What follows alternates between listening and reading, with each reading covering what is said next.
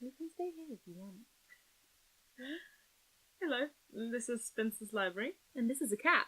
Yes. Anyway, sorry, you go. In this video, I will present to you and to Charlie my favourite books of the year. So, unlike Charlie, I'm not quite as generous with my 5-star ratings, but there is one this year. All of the other books that I'm showing you are 4-star rates. So, in January, I read these 2 books.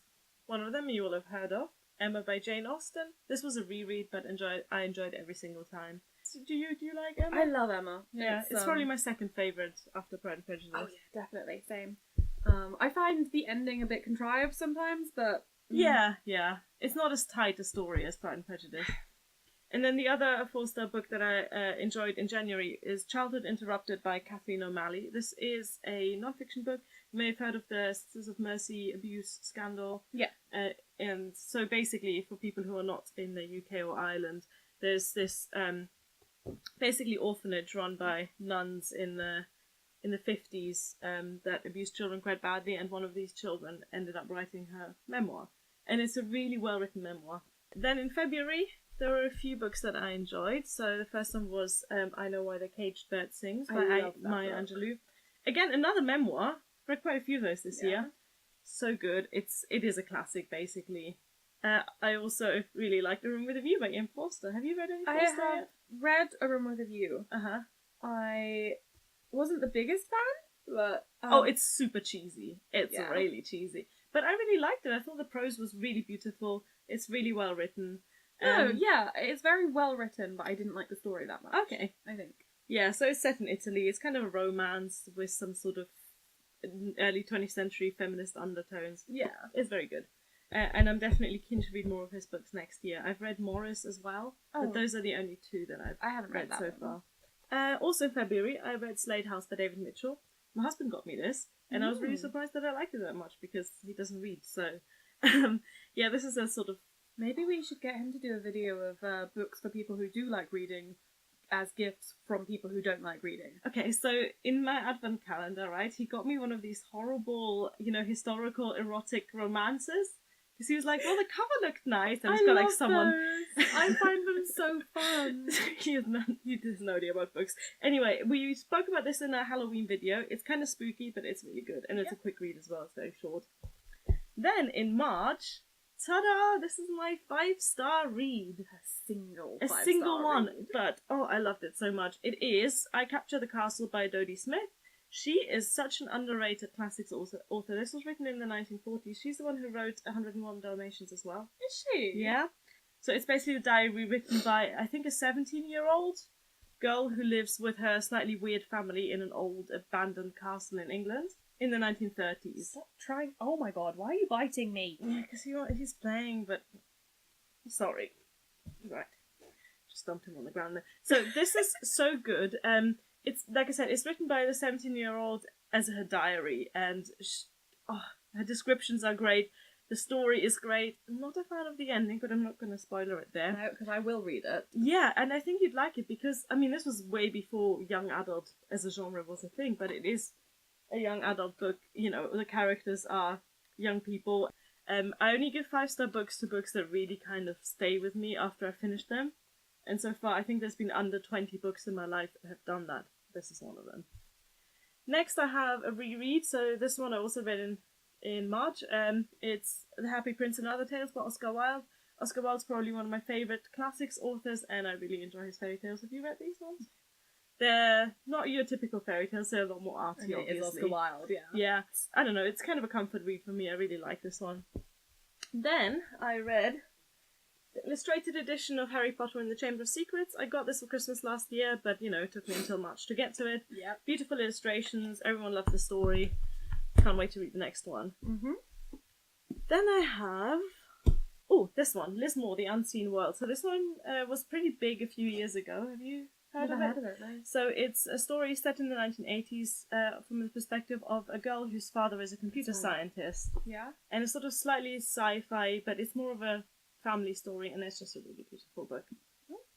Then another one my husband got me, The Princess Bride by William Goldman. And I hadn't seen the film before. I watched it afterwards, but the book is just very entertaining and very funny and a very quick read. You read this?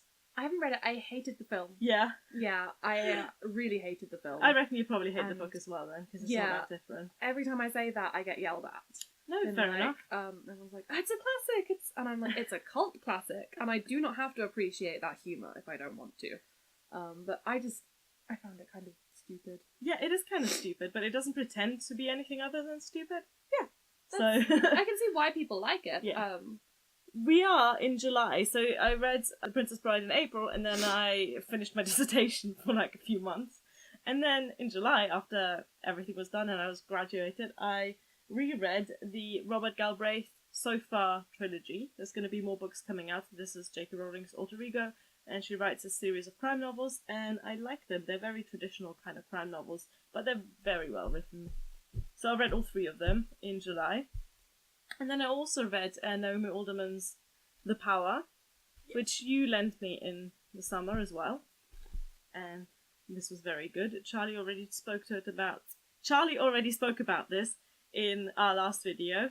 And yes, very, very interesting, very original book. So next up, I've got another classics from a few years ago, Kazuo Ishiguro's Never Let Me Go.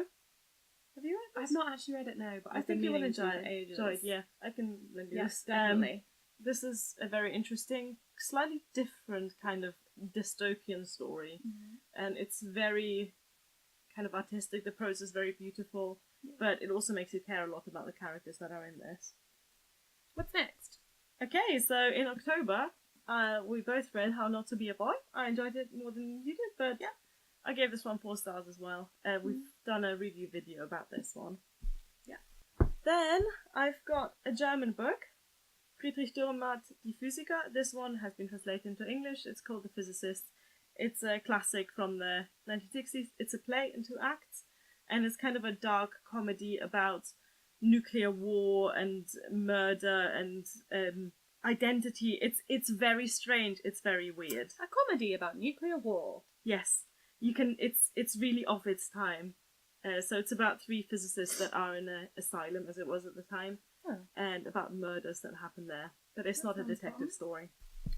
Next up, what's next up? Oh, okay, Philip Pullman, Northern Lights. So this is all 3 of his Dark Materials, but I have only reread Northern Lights so far this year. I'm hoping to get to the other 2 next year and then read the Book of Dust as well. Yeah, put this there, otherwise I'm going to be covered up by books. Then I read Angie Thomas' The Hate You Give, which again was one of your favourites and another one that you lent me.